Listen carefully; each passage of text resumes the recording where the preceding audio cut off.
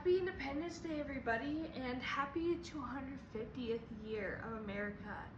I'm so very grateful to represent Washington, D.C. this year for the Miss Amazing organization here in the 250th year of America. I am grateful for so many things.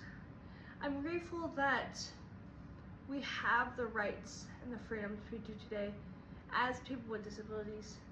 I'm grateful for an education that I was able to receive and that I could get the accommodations and the help that I need to thrive and to grow. For those of you who don't know, when I was born, the doctors weren't sure how successful my life would be. Medical professionals told me and my family that I may never walk, talk, or read, that I may never go to school, that I may never graduate, that I may never even go to college, live independently, etc., etc. And I've had to fight, and I've had to work really hard to get to where I am today. And if it weren't for the rights and the freedoms for people with disabilities, I wouldn't have that. If it weren't for the ADA, I probably would be wheelchair bound.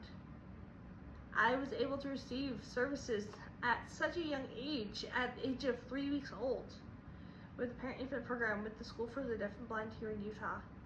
And if it weren't for them fighting for me to get the help I need, fighting for everything in my life, like I said, I wouldn't be here. I'm grateful for Section 504.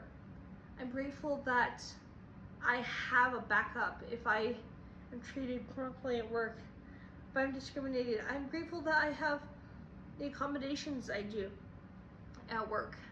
I'm grateful that the buses are accessible, that there are disability seating. If it weren't for Section 504, I wouldn't have that. I'm grateful for Judy Heumann. I'm grateful that she, who is one of my favorite disability advocates, had the bravery to have the San Francisco sit-in, to stand up to Joseph Califano to get the right signed. I'm grateful for Helen Keller for leading the path to deaf-blind education and more education for those with visual impairments. I'm grateful for her because if it weren't for Helen Keller, I wouldn't have had the services I've received throughout my entire life. I wouldn't have been able to go and receive services through the Helen Keller National Center, and they've been nothing but a blessing for me. I'm grateful that this country has come so far. For the first couple of centuries in this country, we didn't have rights. People with disabilities were shut out in institutions, shut out from communities, couldn't go to school, couldn't do anything for our lives. We didn't have rights, we didn't have freedoms. And it wasn't until the 70s that we started really getting freedom, and we started really getting our resources and our help that we need. Then the 90s came and we got the Americans with Disabilities Act and IDEA, which allowed us to get accommodations in school, which allowed us to have what IEPs, which are called Individualized Education Plans. We've been able to receive funding to have opportunities to learn and grow. If it weren't for IDEA, I wouldn't be going in the path I'm going in my life. I'm going to become a disability advocate because of what I've learned in my schooling, all about disability history and all about this country. And I know that this country has been really struggling when it comes to disability rights recently, and as a disability advocate, I want to help change that. I want to help bring this country forward instead of bring it back.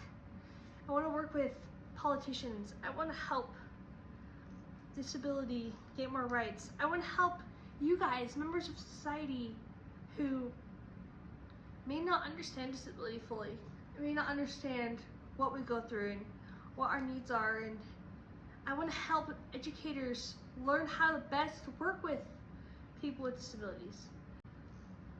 I want to help young kids as early as kindergarten. Learn that disability isn't such a bad thing. That people with disabilities, we're just people, and people who deserve respect, people who deserve to be human. We all make mistakes. Everybody is different, and disability doesn't make someone worse than somebody else. And I want to help society grow in that way. Happy 250th birthday, America. I'm very grateful to have been raised in this country, and like I said, to have the rights and freedoms I have because of my disabilities in this country, because I know how other countries don't have that.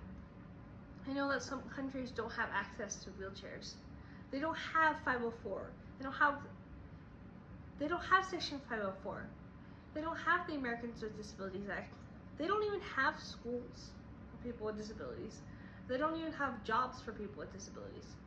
Some countries just don't have the resources and the rights that we have here in this country for people with disabilities. And I'm very grateful that I get the chance to live in a country that I can live my best life as best I can with my disabilities and with the help I need with my disabilities.